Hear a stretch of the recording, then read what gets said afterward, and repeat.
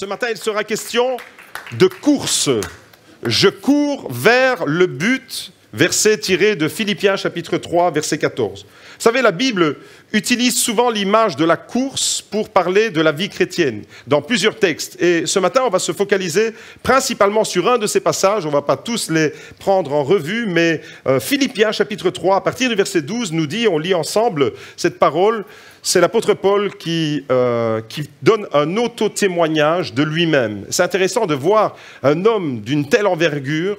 L'apôtre Paul, ce n'est pas quand même n'importe qui, c'est vraiment un homme qui a accompli des choses magnifiques pour le Seigneur, une vie transformée par la puissance de Jésus. Il était anti-Jésus, on pouvait le dire vraiment, il était animé d'une haine, d'une hargne contre les chrétiens, il était militant contre l'Église, il faisait des ravages dans l'Église, et puis Jésus s'est révélé à lui, il a transformé, et c'est devenu l'apôtre Paul qu'on connaît, qui a écrit les 3/4 du Nouveau Testament, la plupart des chapitres du livre des Actes nous parlent de lui. Et cet homme qui a vécu des choses fantastiques, extraordinaires avec Dieu, nous donne une partie de son auto-témoignage de sa biographie. Regardez ce qu'il dit. Ce n'est pas que j'ai déjà remporté le prix ou que j'ai déjà atteint la perfection, mais je poursuis ma course afin de le saisir, puisque moi aussi j'ai été saisi par le Christ Jésus.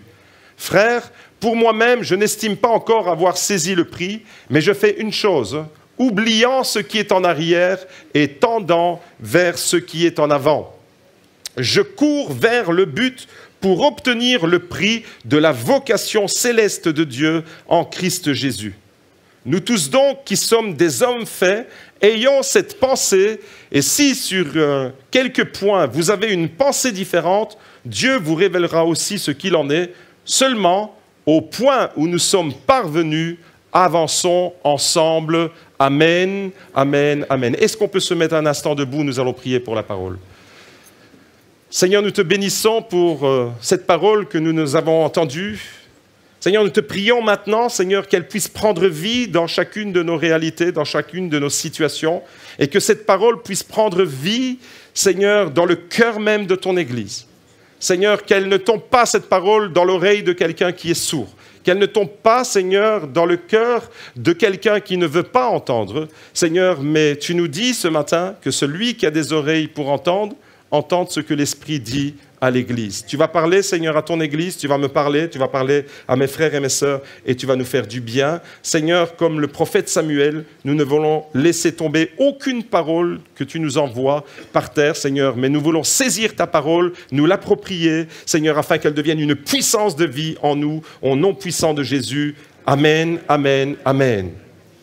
Ce matin, à partir de ces textes, j'aimerais retirer 5 leçons importantes que vous pouvez appliquer, que je peux appliquer avec vous dans notre vie. Et tout d'abord, dans un premier temps, l'apôtre Paul nous rappelle nos limites humaines. C'est la toute première chose, c'est la leçon numéro 1. Nous ne sommes pas parfaits. Nous ne sommes pas parfaits, nous n'atteindrons jamais la perfection sur cette terre. C'est ce qu'il dit pour moi, ce n'est pas que j'ai déjà remporté le prix et que j'ai atteint la perfection. L'apôtre Paul, cet homme qui pouvait se vanter de plein de choses, en réalité, il met en avant tout d'abord son imperfection. Et c'est une grande vérité, réaliser que nous n'atteindrons jamais la perfection sur cette terre doit nous inciter à 2 choses fondamentales. Réaliser ça, que nous ne sommes pas parfaits, nous ne le serons jamais sur terre, doit nous inciter à 2 choses fondamentales. Si l'apôtre Paul nous dit ça, eh bien, notre imperfection, réaliser tous autant que nous sommes, moi le premier, que nous sommes des êtres imparfaits, mais que nous sommes perfectibles. Vous connaissez la différence entre la perfection, c'est quand c'est un état qui ne peut plus évoluer, et perfectible, ça veut dire qu'on peut encore évoluer et qu'on peut encore aménager des changements dans notre vie, qu'on peut se remettre en question parce qu'on a peut-être fait un mauvais chemin et puis on revient sur le chemin. Nous sommes perfectibles, ça veut dire que nous pouvons être améliorés.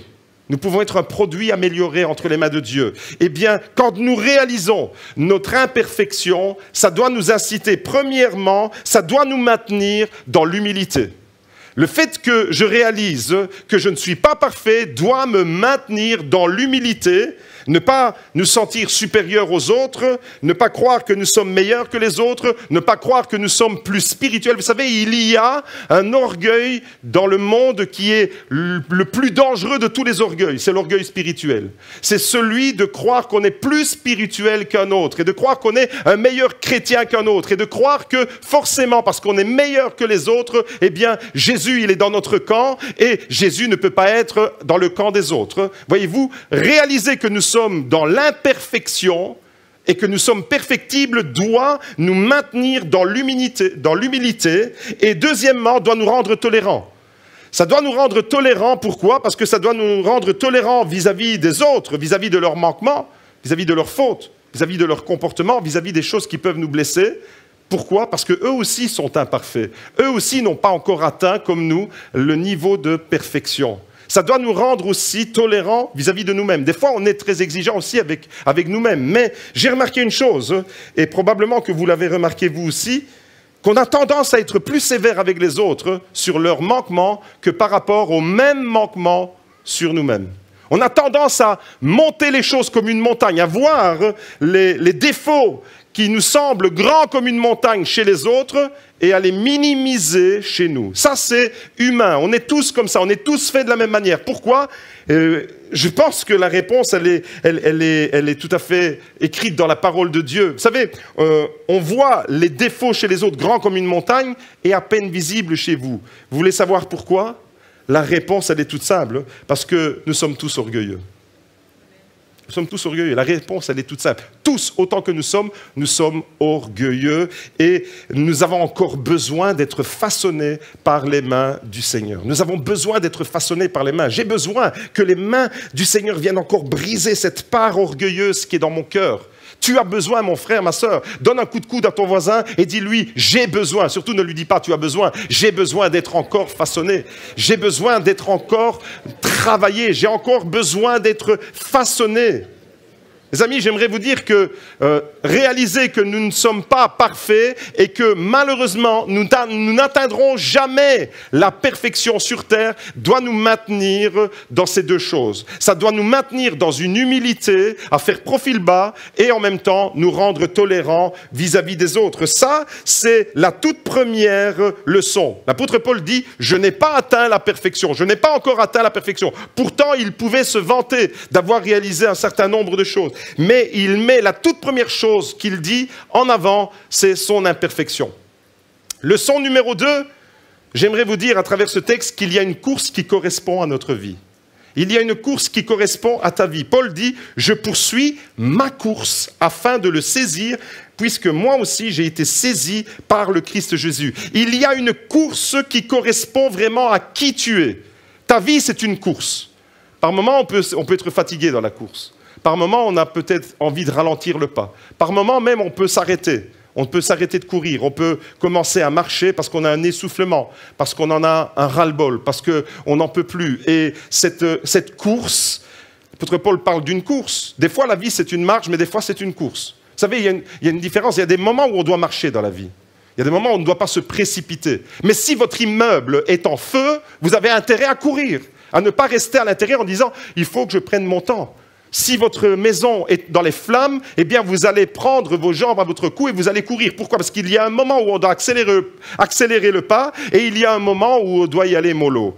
Voyez-vous? Et quand on considère les temps de la fin dans lesquels nous sommes, eh bien je peux vous dire aujourd'hui que l'Église doit courir et ne doit pas stagner, elle ne doit pas s'arrêter, elle ne doit pas ralentir le pas. Et pour toi personnellement, pour moi personnellement, Dieu a prévu une course qui correspond exactement à qui tu es, à qui je suis. Mon frère, ma sœur, tu n'es pas parfait, je ne suis pas parfait, mais nous devons quand même continuer à courir.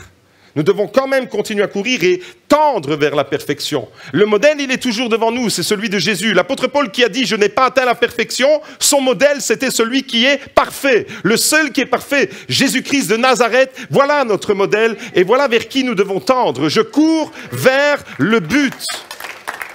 Nous avons tous une course qui nous est personnelle. Qu'est-ce que ça veut dire? Regardez ces deux photos qui apparaissent à l'écran. Vous allez voir des ressemblances et vous allez voir des différences. Alors, à gauche, la ressemblance, elle est simple. il s'agit de deux coureurs, vous allez me dire. Si je vous dis maintenant, quelle est la ressemblance entre les deux, vous allez me dire, il s'agit de deux coureurs de couleur noire. Ça, c'est la ressemblance, ok? Deux athlètes, ça se ressemble, on a l'impression qu'ils font la même chose. La différence, c'est qu'il s'agit d'un sprinter et d'un marathonien. Alors, le premier à gauche, c'est Eliud Kipchoge. Je ne sais pas si je prononce son nom comme il faut, mais Kipchoge, c'est comme ça qu'on dit? Peu importe. On s'en fout. Kipchoge. Alors, en tous les cas, qui est ce gars? Il détient ni plus ni moins le record du monde du marathon. C'est le premier homme qui est descendu j'ai mon accent italien qui revient, c'est pour ça que les U et les OU en italien, des fois ça...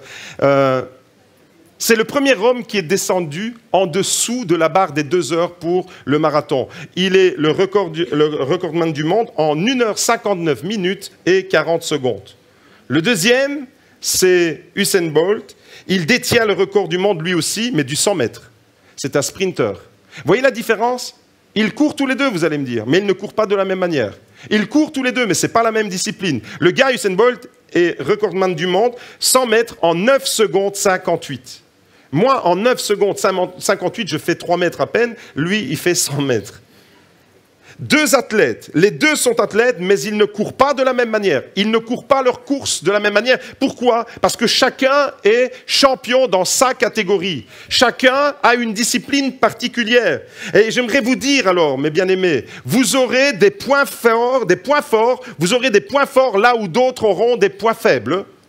Et vous aurez des points faibles là où d'autres auront des points forts. Chacun sa course. Si je prends maintenant Usain Bolt et je le mets dans le marathon, il ne va pas être champion du monde.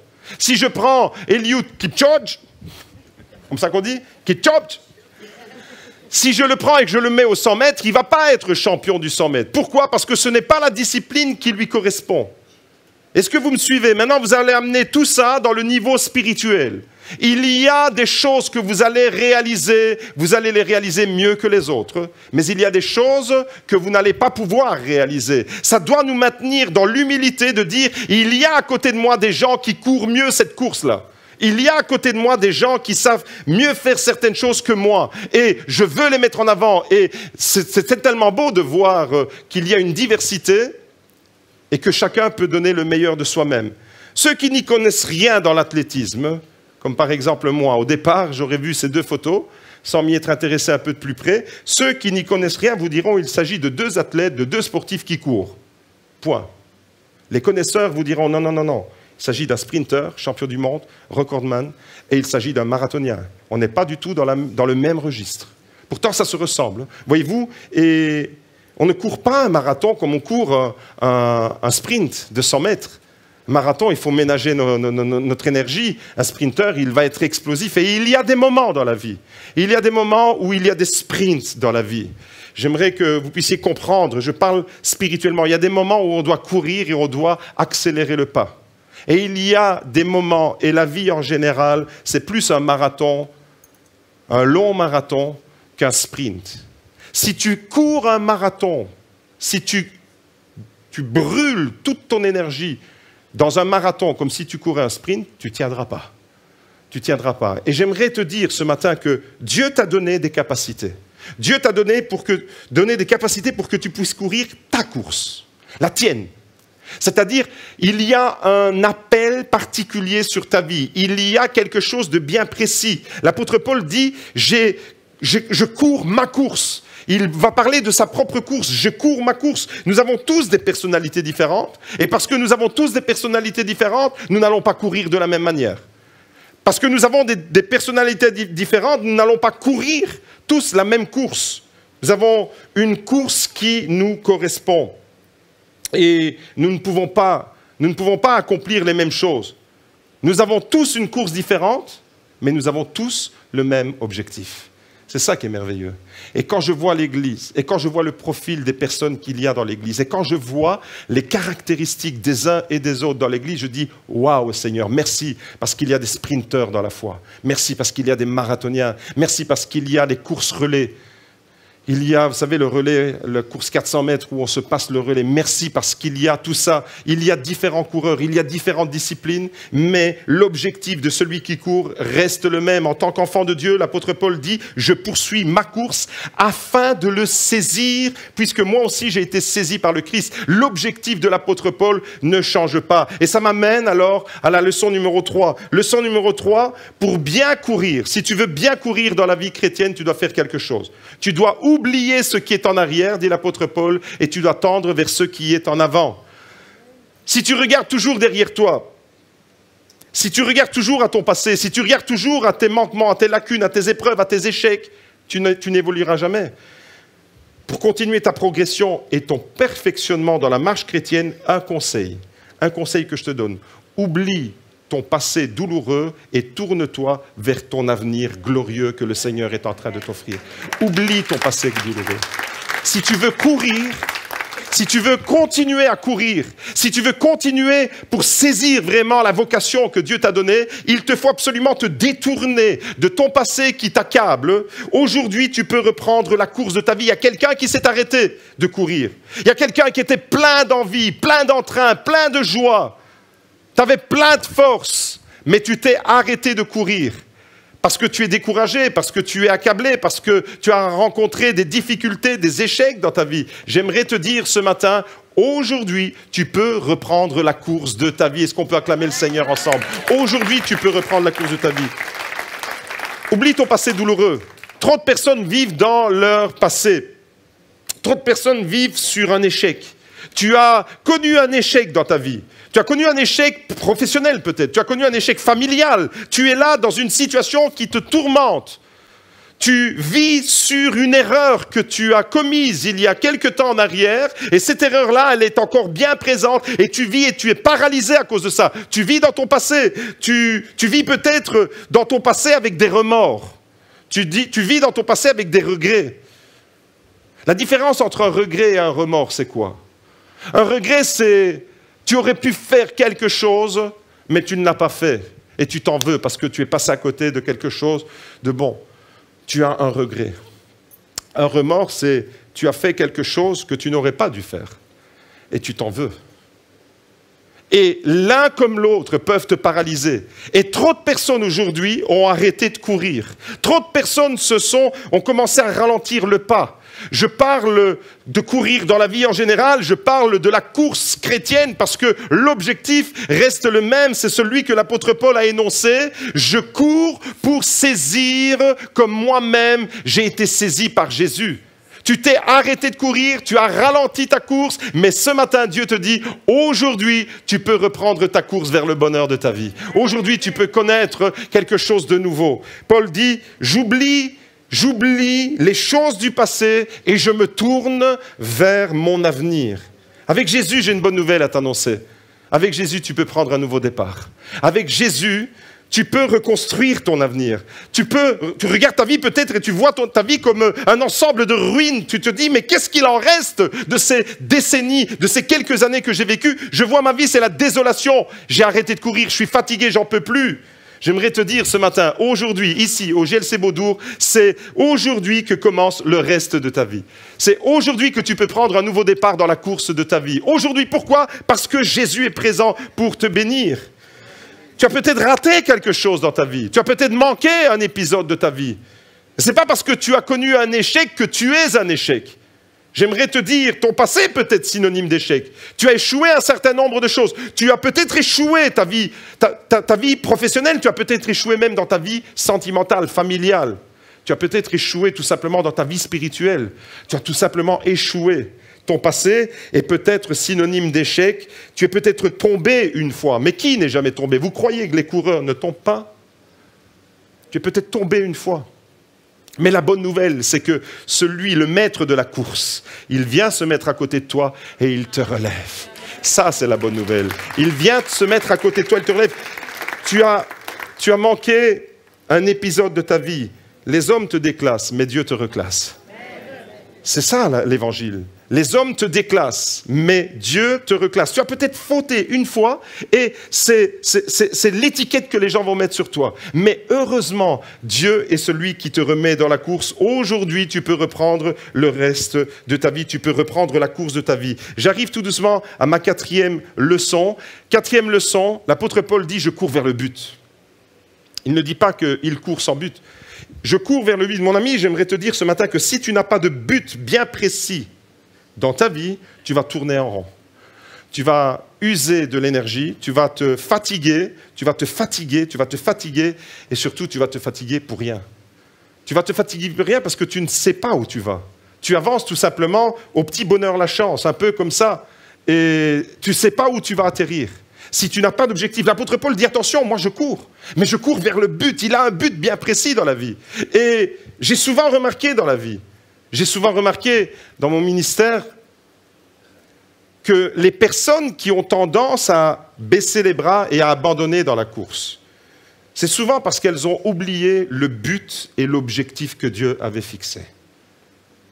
Tu peux te décourager, mais si tu gardes l'objectif que Dieu a placé devant toi, ça va être un découragement momentané. Par contre, si tu oublies l'objectif que Dieu est devant toi, si nous oublions notre objectif commun, nous avons un objectif commun, quel est notre objectif ? Celui de glorifier le Seigneur, celui de sauver des âmes, celui d'annoncer l'évangile qui libère, l'évangile qui sauve, l'évangile qui guérit, celui d'annoncer l'amour de Dieu. Si nous oublions notre raison d'exister en tant qu'Église, eh bien le découragement, si nous oublions ça, ça c'est le but. Ça c'est notre but en tant qu'Église, c'est pas d'être un club privé, c'est pas d'être un club de copains. L'Église, c'est, bien sûr qu'il y a des relations amicales et fraternelles et gloire à Dieu pour cela, mais l'Église a une mission. L'Église est tournée vers l'extérieur. Nous devons accomplir une mission. Ça, c'est le but, ça, c'est l'objectif. Quand je perds de vue cet objectif-là, alors je m'en mêle les pinceaux et je peux trébucher, je peux complètement me décourager et arrêter de courir. Pourquoi ? Parce que j'ai perdu de vue l'objectif que Dieu avait fixé devant nous. Regardez Israël, le témoignage d'Israël. Israël, pendant 38 ans, a tourné en rond dans le désert. Pour quelles raisons ont-ils tourné en rond dans le désert ? Dieu les avait libérés de l'esclavage en Égypte. Dieu les a fait sortir à travers des miracles puissants, à travers des interventions glorieuses. Le pays d'Égypte a été mitraillé de fléaux que Dieu a envoyés. Israël a pu sortir libre. Ils ont été au mont Sinaï, Dieu leur a révélé sa parole. Et une fois qu'ils ont vécu toutes ces choses, des grandes interventions de Dieu, Israël a perdu de vue l'objectif. Le but, c'était d'arriver dans la terre promise, là où Dieu les attendait, et d'aller proclamer la gloire de Dieu sur ce territoire. Et parce qu'ils ont oublié l'objectif, ils ont tourné en rond. Peut-être que tu tournes en rond. Peut-être que tu tournes en rond dans ta vie spirituelle. Peut-être que tu tournes en rond parce que tu as perdu tout simplement, tu as perdu l'objectif. Le but de ta vie, tu l'as complètement oublié. Et j'ai remarqué ça dans la vie de beaucoup de personnes, quand on a tendance à baisser les bras. Et quand on a tendance à abandonner, c'est quand on oublie la raison pour laquelle Dieu nous a placés dans un endroit. Quand tu oublies pourquoi, tu te retrouves à la place que tu occupes. Quand tu oublies pourquoi tu te retrouves là, à la place que tu occupes aujourd'hui. Quand tu oublies ça, que ce soit au niveau familial, que ce soit au niveau professionnel, dans la société dans laquelle tu travailles, que ce soit au niveau de l'Église, quand tu oublies pourquoi, parce que si tu te retrouves à un endroit, c'est Dieu qui te veut dans cet endroit. Quand tu oublies ça, eh bien, tu ne cours plus la course de Dieu, tu peux courir ta course à toi en réalité. Tu peux courir la course où tu te fixes toi-même tes objectifs. Mais les objectifs, ce n'est pas nous qui nous les fixons. L'objectif, c'est Christ. L'objectif, c'est de courir vers le but. Et courir vers le but, comme l'apôtre Paul le disait. Ça veut dire quoi, courir vers le but? Ça veut dire savoir où on va. Courir vers le but. L'apôtre Paul le dit, je cours vers le but. Ça veut dire savoir pourquoi nous sommes là en tant qu'Église. Laissons Dieu nous révéler, nous rappeler pourquoi nous sommes là en tant qu'enfants de Dieu dans cette Église. Pourquoi Dieu nous a établis ici au GLC Beaudour. Quand on oublie de courir vers le but, c'est qu'on oublie la raison pour laquelle Dieu nous a placés dans cette Église. Courir vers le but, ça veut dire savoir pourquoi Dieu nous a établis dans un contexte bien précis. Pourquoi Dieu nous a établis dans un environnement avec des personnes que je côtoie. Courir vers le but, ça veut dire savoir Pourquoi Dieu nous a établis dans un ministère particulier? Tu te retrouves dans un ministère dans l'Église, tu accomplis un service dans l'Église. Pour quelle raison tu te retrouves là? Comment tu es arrivé dans ce ministère? Et quand on ne court plus la course de Dieu, alors on oublie toutes ces choses et on finit par courir sa propre course personnelle et on s'invente des objectifs, ceux que nous-mêmes nous nous fixons. Seigneur, ramène-moi. Est-ce que tu peux faire avec moi cette prière ce matin? Seigneur, ramène-moi au but que toi seul peux fixer dans ma vie. Rappelle-moi pourquoi je suis là. Rappelle-moi pourquoi je suis pasteur dans cette église. Rappelle-moi pourquoi je suis responsable d'un département dans cette église. Rappelle-moi pourquoi j'accomplis un ministère dans la louange dans cette église. Rappelle-moi pourquoi je suis diacre dans cette église. Rappelle-moi pourquoi je suis dans la cuisine dans cette église. Rappelle-moi pourquoi je m'occupe des enfants, pourquoi je m'occupe des jeunes, pourquoi je m'occupe. Rappelle-moi pourquoi je suis dans Bethesda en train de distribuer de la nourriture. Pourquoi je suis là? Pour quelle raison je fais ça? Rappelle-moi comment je suis arrivé dans ce service. Rappelle-moi comment je suis arrivé à te servir dans cette église. Le but que nous devons poursuivre, c'est la gloire de Jésus. C'est lui. Dieu vous a placé dans un contexte et il a placé des personnes autour de vous dans un contexte. Et des fois, ça peut être difficile parce que les relations humaines, elles ne sont pas faciles. Ça n'existe nulle part, dans aucune famille. Si vous connaissez une famille où il n'y a jamais des difficultés relationnelles, présentez-moi cette famille, j'ai envie de faire un reportage sur la perfection. Mais je viens de vous dire que la perfection n'existe pas, donc je ne suis pas en train de dévoiler des choses ici. Je parle même de ma propre famille et de vos familles. Ça n'existe pas. La perfection n'existe pas. Je dois le répéter plein de fois à Magda quand elle me regarde. Je dis non, arrête de le croire, la perfection n'existe pas. Et elle s'entête à dire oui, tu es parfait, mon amour. Tu es La perfection n'existe pas. Mais on doit courir vers le but. Le but, et l'équipe de louange peut me rejoindre, le but, c'est Christ. Et la leçon numéro 5 alors, la leçon numéro 5 qu'on peut retirer de ce passage de Philippiens 3, c'est qu'il faut courir ensemble malgré nos différences. Je souligne le mot ensemble. Courir ensemble malgré nos différences. Philippiens chapitre 3, on lit ensemble Philippiens 3, verset 15. Regardez ce qu'il est écrit. Nous tous donc, qui sommes des hommes faits. Là, l'apôtre Paul s'adresse à des hommes matures. Si on est dans le bac à sable, on utilise le langage des enfants. Mais là, l'apôtre Paul, il est en train de parler un langage adulte. Est-ce qu'on peut comprendre le langage adulte ou Dieu doit utiliser le langage du bac à sable? Des fois, je me retrouve dans le bac à sable, c'est vrai. Des fois, quand je suis avec mes petits-enfants, je joue dans le bac à sable avec eux. Mais des fois, j'ai l'impression que même dans l'exercice du ministère, on se retrouve au niveau du bac à sable. Mes amis, j'aimerais vous dire, si vous voulez courir le but de Dieu, il faut élever le niveau. Élever le niveau. Regardez ce que l'apôtre Paul dit. Nous tous donc qui sommes des hommes faits, ayons cette pensée. Laquelle de pensée? La sienne? Celle d'un tel, d'un autre, de n'importe qui, où les pensées se mélangent, se confrontent? Non, non, ayons cette pensée. Et si sur quelques points, vous avez une pensée différente, Dieu vous le révélera aussi ce qu'il en est. Seulement, au point où nous sommes parvenus, avançons ensemble. Au point où nous sommes parvenus, avançons. Tu vas continuer à courir, mon gars, ensemble, malgré la différence, malgré l'incompréhension, malgré le fait que peut-être à cause de toi, il y a quelqu'un à côté de toi, pardon, il y a quelqu'un qui n'a pas le même point de vue que toi. C'est tout à fait possible. Quelqu'un qui a des pensées différentes. On peut avoir des avis différents sur certains points.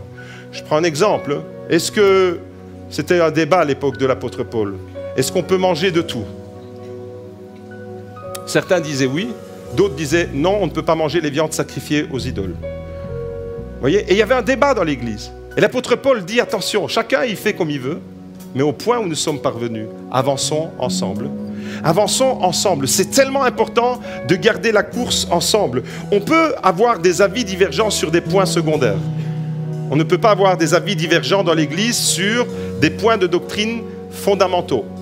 Celui qui dans cette Église nie que Jésus est Dieu, qu'il est le Fils de Dieu, qu'il est le Sauveur de l'humanité, ça c'est pas un détail, ça c'est fondamental, c'est une doctrine essentielle, c'est le cœur de notre foi.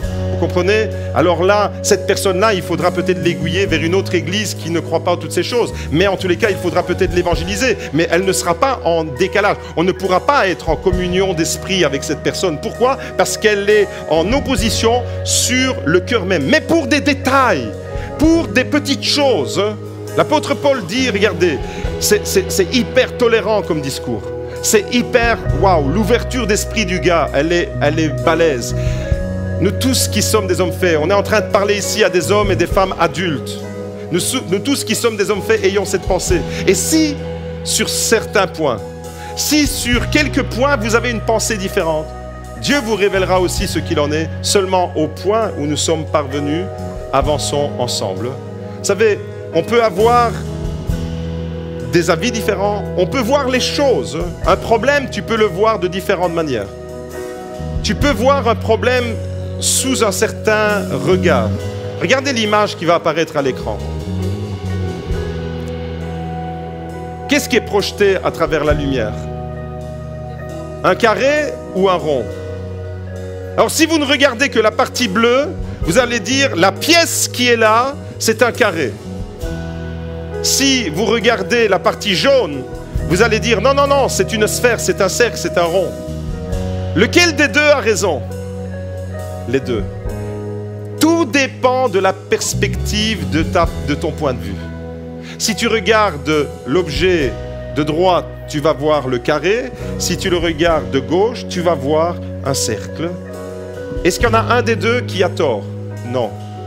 Par contre, ça peut devenir intolérant quand il n'y a qu'un seul discours en disant non, c'est comme ça et il n'y a pas d'autre point de vue. Maintenant, ramenez ça dans les problèmes que vous rencontrez dans la vie de tous les jours. Ramenez ça dans les problèmes qu'on peut rencontrer dans une église. Eh bien, sur un même problème, sur une même situation, vous pouvez avoir des points de vue divergents. Que Dieu nous éclaire, que Dieu fasse sa lumière, au point où nous sommes, marchons ensemble. Regardez l'image suivante. Lequel des deux a raison? C'est un 6. L'autre répond non, c'est un 9. Lequel des deux a raison? En mathématiques, il y en a forcément un des deux qui a raison. Si c'est dans les maths, il y a les calculs, les chiffres ne se trompent pas. 1 plus 1, ça fait 2. OK? Mais selon l'écriture, lequel des deux a raison? Les deux. Celui qui regarde de gauche, il voit un 6. Celui qui regarde de droite, il voit un 9. Tout est question de perspective. Et j'aimerais inviter l'Église à élever son niveau spirituel ce matin. Quand vous êtes confronté à une difficulté, n'ayez pas seulement un regard fermé, un regard obtus. C'est ça la difficulté d'un pasteur. C'est quand on se retrouve au milieu du croisement des relations humaines. Vous savez, c'est quoi le ministère d'un pasteur? C'est un rond-point. Pas parce que je suis de forme ronde, mais c'est un carrefour, un pasteur. Où souvent on vient vers le pasteur pour dire regarde ceci. Et j'ai un carrefour, vous savez, comme la place de la Concorde à Paris. Vous êtes déjà allé à Paris à la place de la Concorde? Quand vous rentrez là-dedans, vous dites Seigneur, aide-moi pour en sortir, parce que je ne sais pas où est la sortie. C'est un truc de malade. Et des fois, on se retrouve comme ça. Il y a des personnes qui viennent vous rapporter quelque chose, et puis il y a quelqu'un d'autre qui vient vous rapporter, mais c'est complètement différent de ce qu'on vous a rapporté. Et là, vous devez gérer ça. Seigneur, lequel des deux a raison? Lequel des 3, lequel des 4, lequel des 5, des 10, des 15 ont raison? Est-ce que c'est un 6? Est-ce que c'est un 9? Tout est question de comment on voit les choses. Alors j'aimerais vraiment inviter l'Église à élever le niveau. Non, non, restez encore assis. Je vous dirai vous, le niveau, il peut s'élever dans le cœur. Je n'ai pas encore fini. Élever le niveau spirituel, c'est de dire, donne-moi, Seigneur, cette sagesse. La vraie sagesse, pas une sagesse humaine en apparence. On peut avoir une apparence de sage, mais une vraie sagesse, c'est de dire, Seigneur, donne-moi la capacité de comprendre que cette personne, elle voit le problème comme un carré et que l'autre voit le problème comme un cercle. Les deux ont raison, les deux ont tort. Les deux ont raison selon leur point de vue. Les deux ont tort quand ils excluent une autre perspective. Voilà à quel moment un des deux a tort. Quand on dit « tu as tort forcément », eh bien c'est toi qui as tort. J'aimerais vous dire ce matin qu'on peut avoir des perspectives différentes, mais il faut courir ensemble malgré nos imperfections, malgré nos différences. Et il n'y a rien de plus beau pour une église que d'avancer ensemble vers les objectifs que Dieu a fixés devant nous. Il n'y a rien de plus beau. Il n'y a rien de plus beau que l'objectif que Jésus a mis devant nous, devant le GLC Beaudour, lorsque Dieu nous a donné une vision, mon épouse et moi, lorsque nous sommes arrivés ici, et quand on voit toutes ces années où les uns et les autres sont entrés dans cette vision, la vision de ce que le GLC est devenu, il n'y a rien de plus beau que de voir une église qui marche et qui court ensemble vers l'objectif, vers le but que Dieu a fixé devant nous. C'est quand nous sommes ensemble que Dieu bénit. L'apôtre Paul dit au point où nous sommes parvenus, avançons ensemble. Est-ce que vous pouvez le dire avec moi, cette parole que l'apôtre Paul dit? Au point où nous sommes parvenus, est-ce que je peux entendre l'Église déclarer ce verset? Au point où nous sommes parvenus, avançons ensemble. Ensemble. Parce que c'est quand nous sommes ensemble que Dieu bénit. Tu veux être béni? Si tu veux être béni tout seul, va t'acheter une île dans le Pacifique toute seule pour toi et tu restes là-bas tout seul comme Robinson Crusoe. Mais l'Église, ce n'est pas une île déserte. L'Église, c'est un continent où tout le monde peut arriver. Et quand nous sommes ensemble, vraiment ensemble, alors Dieu bénit. C'est seulement à ce niveau-là que Dieu bénit. Regardez ce qu'il est écrit dans le psaume 133. C'est à ce moment-là que Dieu bénit. Ah, qu'il est bon, qu'il est agréable pour des frères et des sœurs d'habiter unis ensemble. C'est bon, c'est agréable d'être ensemble. La fin du psaume 133, car c'est là que l'Éternel donne la bénédiction, la vie pour l'éternité. C'est où que Dieu donne la bénédiction? Quand l'Église est ensemble. Quand l'Église est divisée, il n'y a plus de bénédiction. Quand l'Église est dans l'unité, il y a la bénédiction. Est-ce que tu es un artisan de division ou est-ce que tu es un artisan d'unification? Seigneur, donne-moi la sagesse de voir les problèmes des uns et des autres en disant « T'as raison, essayez de voir autrement ». Bien souvent, il faut toujours entendre les deux sons de cloche. Quand vous êtes, des fois, je me retrouve devant des situations, difficultés de couple, conjugal. Lequel des deux a raison? Quand c'est le premier qui arrive, il a raison. Et puis vous avez l'autre version. Et vous dites, ah ouais, mais c'était pas tout à fait la même chose que ce que j'ai entendu. Les deux sons de cloche, les deux perspectives. Seigneur, élargis ma compréhension. Donne-moi une sagesse pour voir les problèmes avec toute l'envergure que toi tu vois. Quand nous sommes ensemble, c'est à ce moment-là que Dieu bénit. Psaume 133. Quand nous sommes ensemble, c'est à ce moment-là que les miracles arrivent dans l'Église. C'est quand nous sommes ensemble. Les miracles arrivent quand l'Église est unie. Actes chapitre 3, au verset 1. Regardez ce qu'il est écrit. Ensemble. Proclamez avec moi ce mot. Ensemble. Il est tellement puissant. Ensemble, Pierre et Jean montaient au temple à l'heure de la prière. C'était la 9e heure. Or, on apportait un homme boiteux de naissance qui était placé tous les jours à la porte du temple, appelé Label, pour demander l'aumône à ceux qui entraient dans le temple. Verset suivant.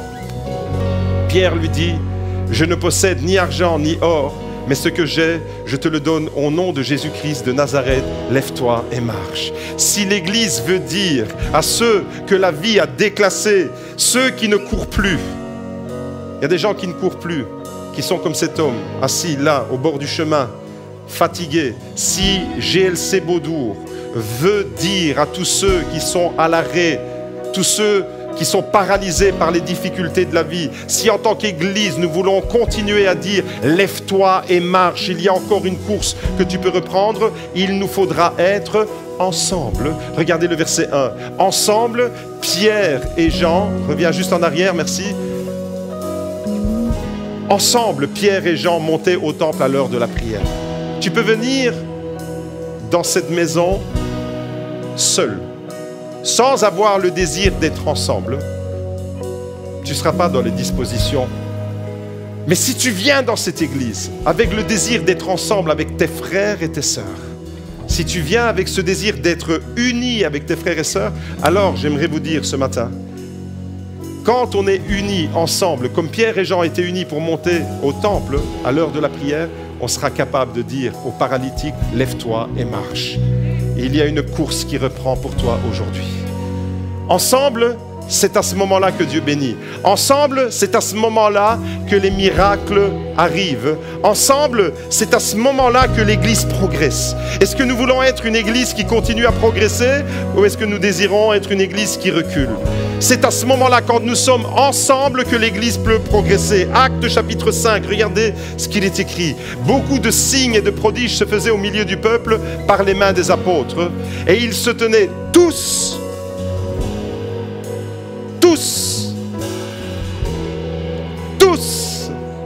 ils se tenaient tous d'un commun accord. Ça, c'est être ensemble. Il se faisait beaucoup de miracles et des prodiges par les mains des apôtres. Pourquoi? Parce qu'il y a une Église qui est unie ensemble. Ils se tenaient tous d'un commun accord au portique de Salomon. Les multitudes des hommes et des femmes qui croyaient au Seigneur augmentaient toujours plus. Pourquoi les multitudes? Pourquoi les cœurs étaient touchés? Pourquoi l'Évangile gagnait du terrain? Pourquoi il y a des personnes qui étaient touchées par la puissance de Jésus, de son royaume, de son amour? Pourquoi? Parce qu'il y a une Église qui est ensemble. Et alors, quand on est ensemble, on est crédible. Mais quand on est divisé, on perd toute crédibilité. On perd toute crédibilité d'abord devant Dieu et on perd toute crédibilité devant l'ennemi de nos âmes qui nous prend comme des marionnettes et qui nous dit « Qu'est-ce que tu fais, toi? Tu veux prêcher quoi? La puissance de Dieu? Mais il n'y a pas de puissance parce que vous êtes divisés. » J'aimerais inviter l'Église à élever son niveau spirituel. Son niveau spirituel, c'est de dire « Seigneur, donne-moi d'être ensemble avec mes frères et sœurs. Donne-moi de ne pas oublier le but. Pourquoi je me retrouve là dans cette situation? Pourquoi je me retrouve à exercer tel ministère dans l'Église? Comment je me retrouve là?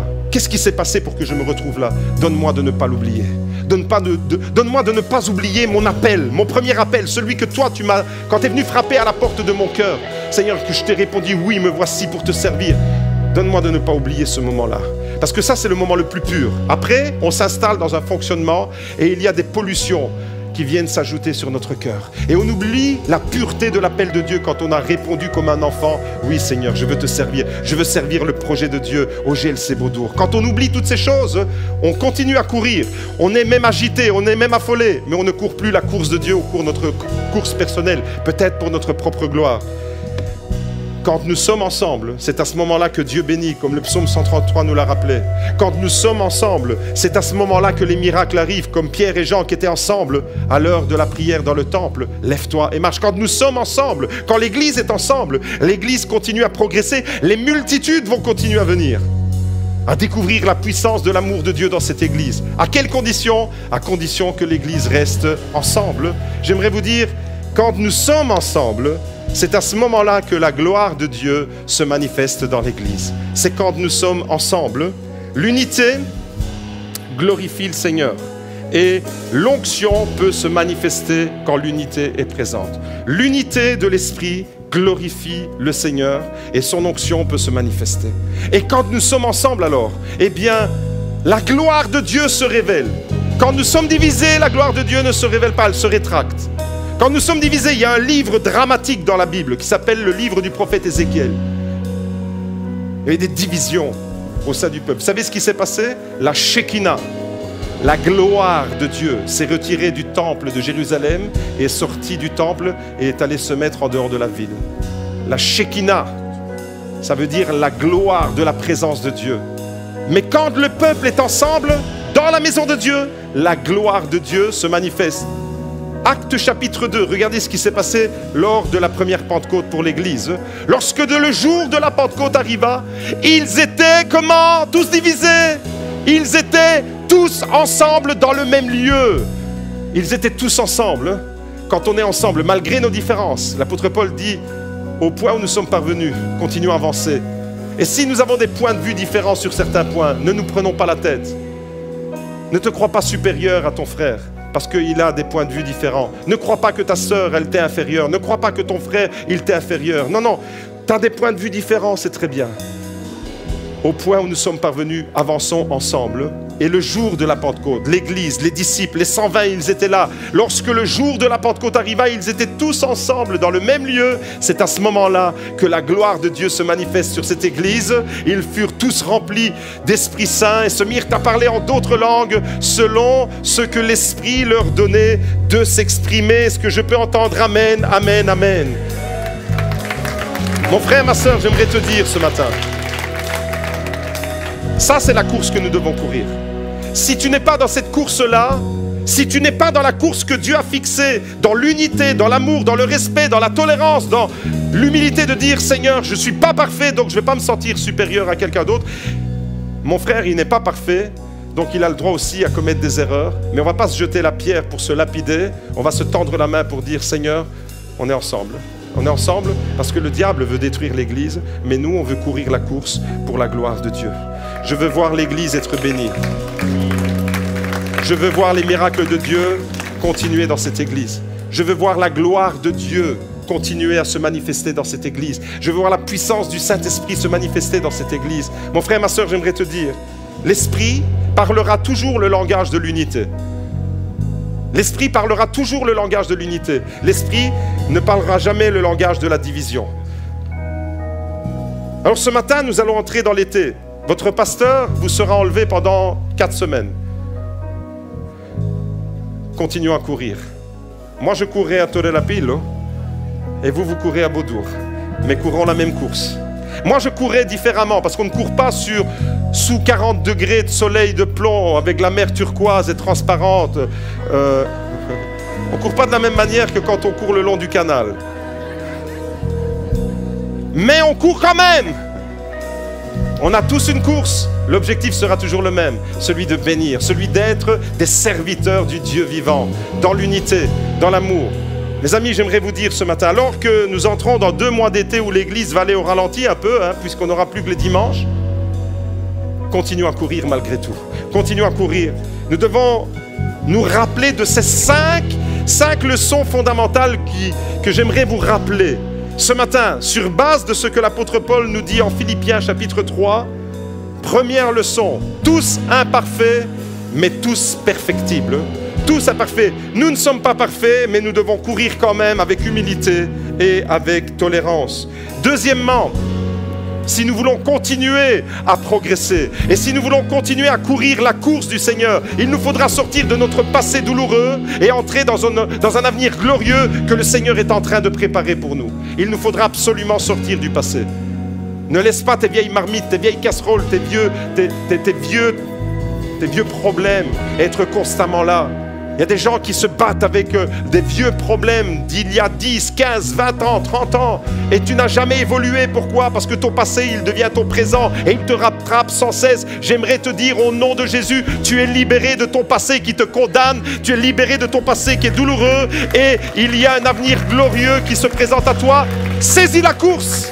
Saisis la course. Saisis la course. Ne te trompe pas. Ne reste pas à l'arrêt. Troisièmement, tous dans la même direction. Ne courons pas des chemins différents. Tous dans la même direction. L'objectif, le but, c'est Christ, c'est la gloire de Dieu. Le but, c'est ça, c'est la gloire de Dieu. Courir pour la gloire de Dieu. Voir la gloire de Jésus se manifester et continuer à se manifester à partir du GLC Beaudour et dans la vie de chaque personne qui viendra avec un esprit de paix, d'amour et qui veut voir l'Église continuer à progresser. Et cinquièmement, courir ensemble dans l'unité, ensemble, parce que nous voulons voir l'Église être bénie, parce que nous voulons croire qu'il y aura encore des miracles, parce que nous voulons croire qu'il y aura encore la gloire de Dieu qui se manifeste. Alors ce matin, j'aimerais, et maintenant c'est le moment de se lever, j'aimerais dire à tous ceux qui veulent courir cette course, tenez-vous debout. À ceux qui ne veulent pas courir cette course, tenez-vous quand même debout parce que vous allez courir quand même. Vous allez courir avec nous et on va saisir le prix de la vocation. Est-ce que ce matin, il y a quelqu'un qui veut dire « Seigneur, je veux me remettre dans la course de la vie. J'ai été exclu, j'ai été abîmé, j'ai été saccagé, j'ai été peut-être arrêté, stoppé. Je n'avance plus, je suis comme un paralysé. Mais ce matin, tu me dis... Aujourd'hui, tu peux reprendre la course de ta vie. Alors si tu veux reprendre la course de ta vie, de dire Seigneur, je me suis écarté pendant un certain temps. Je ne suis plus venu dans ta maison. Je me suis égaré peut-être dans mes idées, dans mes pensées. Mais ce matin, tu me remets sur la course. Alors si tu veux courir cette course-là, viens devant, nous allons prier ensemble et nous allons terminer ce culte de cette façon. Alléluia, il est là, présent au milieu de nous. Alléluia.